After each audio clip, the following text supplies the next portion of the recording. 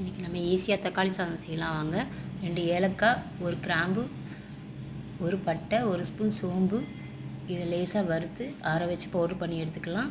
ஒரு குக்கர் பேனில் பாதி எண்ணெய் பாதி நெய் விட்டு இலை, பட்டை, 3 பெரிய வெங்காயம், 5 தக்காளி, கொஞ்சம் கருவேப்பிலை, கொஞ்சமாக உப்பு, 1/2 ஸ்பூன் மஞ்சப்பொடி, இஞ்சி பூண்டு பேஸ்ட்டு 2 ஸ்பூன், 2 பச்சை மிளகா, இது 1/2 ஸ்பூன் மல்லிப்பொடி, 1 ஸ்பூன் மிளகாய் பொடி நல்லா போட்டு எண்ணெய் பிரிஞ்ச வர அளவுக்கு வதக்கிடலாம். 2 கப் ரைஸை கழுவிட்டு அதையும் சேர்த்துடலாம். இதுக்கு 4 கப் தண்ணி விட்டு உப்பையும் சேர்த்து குக்கரில் 1 விசில் விட்டு 10 நிமிஷம் சிம்மில் வச்சு இறக்கிட்டோம்னா தக்காளி சாதம் ரெடி ஆயிரும். அந்த பவுட்ரு பண்ண பொடியும் இதிலே மிக்ஸ் பண்ணி விட்டுறலாம்.